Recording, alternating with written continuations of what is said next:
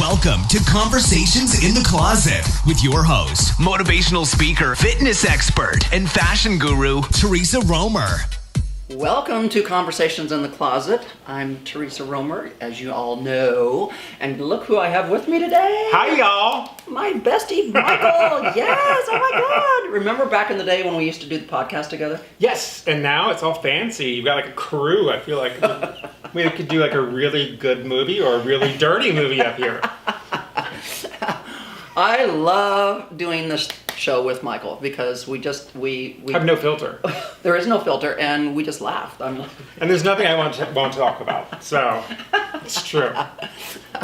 So, anyways, long story short, Michael and I have been friends for God, I don't know how long. Years.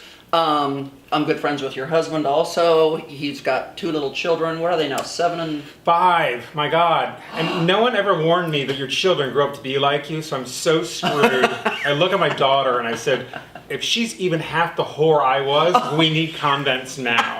So I'm Googling chastity belts, covenants, convents. So don't track I love my how you're daughter's sinking. I'm sinking. Chastity belt, right? Well, I'm just saying, like, I know that how bad I was, and so your kids come out like you. I know all her tricks. I look at her, and I know what she's about to do. She argues with my husband constantly, and I should be supporting him. Right. But I'm back to like, that's right. Because she's like, I'm going to give you 3 arguments why I get to stay up later today. Ooh, she's already a lawyer. Oh my God, she totally is. She does it with her teachers too. Dang. She's like, here's 2 reasons why that's not a good idea. I'm like, yes.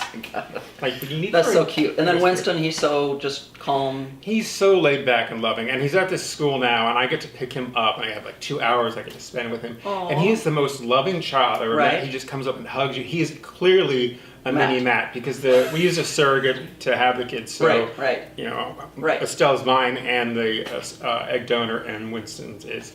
Matt and the egg donor is definitely different in personalities. Wow. Estelle has had a boyfriend since she was not even 1.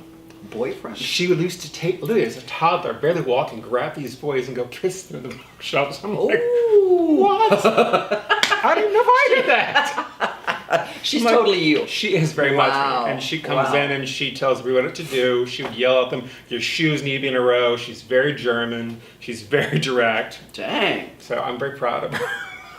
Well, so that leads us right into what topic is today. Oh, what is today's topic? I never know. She surprised me. Like, it could be boob jobs for all I know. Like, or what plastic surgery did you get this week? I never know. Well, I can't keep up with what you have done. I need to get more done. All my friends have had like 3 new tummy tucks this week. I'm like, I'm so behind. I still have my first one. I haven't had one yet. Well, you don't need one. You work out. Like, you do it the hard way. I'm the reason they invented plastic surgeons. I will not work out, but I will snatch it back if I have to use tape, or banana clip. It doesn't matter. But anyway, I digress. So, the topic is homosexuality. Oh, okay. It's going to get really exciting, folks. I don't know if there's going to be a demonstration or not. But I didn't bring any props. I don't know. I do have a handbag. And there's a lot in that handbag. I was like, are you running away from home today? To be fair, like, because my husband gets, like, cringes that I carry these bags, but one of my favorite fashion icons, even though I was voted Houston's most stylish. Yes. Which I was all excited about. Yes. The real person who's on that competition, I totally look up to. He started carrying the Birkin, and I've loved yours for years. Fady. Oh, yeah. So when he was carrying the black one, I was like, all right, Fady has blessed it. I now can do it. Yeah. Men with Birkins. There you go. But I would like to talk about this because I've just noticed in the last 6 months or so, I have this huge following of extremely young gays that are following me.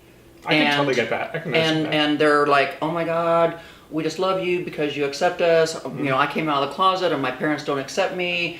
And it's so hard, like they're 11, 12. And I'm like, what? You know, so I really wanted to go back into your life a little bit and say, you know, at what age do you feel like you thought it was happening? Or I knew? Yeah, that you knew. Oh my God, I knew early on. But I mean, I really, before 10? Probably around that age. But you got to keep in mind, I'm not going to say my age, but it was a little while ago. before I came here, it was still illegal, but I was on the East Coast, and I do believe that it's a spectrum. Sexuality is a spectrum. So like on one end, you have like so gay a purse falls out of your mouth. And on the other end, so heterosexual, like you couldn't even think about it. Right. I'm like just this side of gay. Just. My husband... Like boobs still turn you on. I was engaged to a woman. That's how I came down to Texas. And I was madly in love with her. I had sex with lots of women. It took me a long time to get the number higher men than women. Like a week. I worked really hard when I got to Texas. There are a lot of Latin men. My husband is going to hate this podcast. It's not a podcast. It's a radio. It's a radio show. It's a radio show. I should And YouTube. Podcasts are a thing with fast. So I knew early on, Yeah. and I desperately didn't want to know. And this was at a time when there was so much shame, and the suicide rate among young men that were gay was outrageous. And Right. to be honest, I tried to kill myself when my mom found a magazine, and I had a cousin at the time named Michael who lived in Texas, who was gay, gorgeous guy, living this amazing life. He's married to a doctor here in Houston. He later committed suicide, but I remember that I was so deathly afraid of being found out. Right. So I overcompensated. So I dated nothing but strippers and really stuck-up, bitchy women. I dated like the kind of person I wanted to be. Well, So I was like, if I can't be carrying the purse, I'm gonna pick the lady that's Right, good. right. And so I'm still friends with every woman and guy I've ever dated, but let's go back to like the 10, 11-year-old. That feeling of... Well, you start questioning because... Well, so like some people say, oh, I just loved playing in my mom's makeup, or I loved wearing my mom's clothes, or I loved... But that doesn't necessarily mean you're gay. That could just mean you like but I hear that a lot Yeah. from, like my assistant, Mr. Fabulous. He's like, oh, I always loved makeup. I loved playing with my mom's makeup. Fabulous fits that name too. I was just saying. Boy, I can beat down. So I'm just saying, for our viewers out there and our listeners out there, if we've got some young listeners that are in that age bracket, 11, 12, 13, I kind of want to like help them understand what you felt and that it's okay. Well, I have to say though, it's a much better time now for children coming out of the closet, and I'm excited that not only like we're represented on TV, it's now sort of the movement has shifted really from the gay community to the transgender community, because so many people are accepting. That does not mean that they're not being kicked out of houses. I have several friends whose families completely disown them. When I came out, I thought the whole world was going to explode. And I told two of my fraternity brothers, and they turned around and gave each other like $20. And apparently there'd been a chart the entire time I was in the fraternity. When will Michael come out of the closet? I'm like, you bitches! Like, I should get out of this. Yeah, no, seriously. You were a vet. Wow. I was a vet. But for me, I was really young, and I think every kid goes through that sort of experimenting. Like, I played with my mom's wigs and makeup, but I don't think that had anything to do with it. I remember playing with other boys, and I remember going into the locker room, and I was so deathly afraid of going to the locker room because I didn't want to be like, what if you get aroused? Oh my God, you're going to be mortified, or you're going to be beat to death. Right. And I had a lot of what they call bullying now, but I grew up with 5 brothers and sisters, and I can shred anybody down. So try and bully me. Like, I have so much of a thick skin, you can't hurt me. Right. You'd have to hit me. There's so much plastic surgery there, I'm not going to feel that now anyway. But I do agree with you. And the big story for me there is that your life changes drastically, because I thought my life was going this whole path. I was married, engaged to this woman. I was madly in love with her. I enjoyed having sex with her. Well, let's back up. So when you got to the age where you could actually start dating, you started dating girls. Both, actually. Oh, you were dating boys. I'm actually telling a secret now that I'm not going to say the person's name. Like, my husband's the only one who knows the story. And actually, I told the girl at the time. In high school, I had my first gay experience. Okay. And it was with one of my closest girlfriend's boyfriend. So while he was sleeping with her, he was sleeping with me. And I think he was sleeping with me more. What a secret. Yeah. In fact, I think there was a time she was even in the bed. I told you I'm a whore. I have such low standards. Keep in mind, I was also like about to go into rehab. So like my whole life was like a lifetime. So the first time you were with a boy, you determined you liked it. Oh, I knew. I was, you can kind of see, like you can kind of feel out Like at that time, you had to be really quiet. You wouldn't go up and say like, "Hey, you want to go out for a drink?" You wouldn't do that because you'd be afraid you'd be beat down. Right. So we're there talking were several the 80s? people.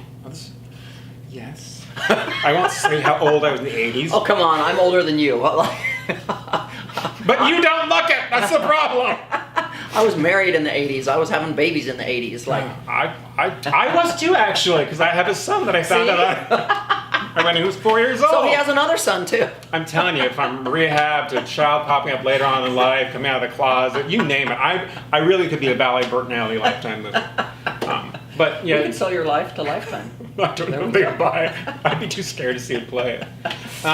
But I knew early on, and your life changes drastically throughout, and I've had so many really, really low points. Like I said, I tried to kill myself when my mom found out, and my mom was an emergency nurse. So let's go into that feeling. Like, what was the feeling? Like, she found out, and she was not happy. She was not happy. Was not happy. So she really wasn't accepting of it at the moment. She's gonna hate this, but it's my truth, and I tell my truth. My mom actually was very instrumental in helping counsel her sister when her son came out. So my mom was gay accepting of other people. So this is gonna get good, guys. You've been listening to Conversations in the Closet. We will return again same time next week. Brought to you by NI30D Athletics.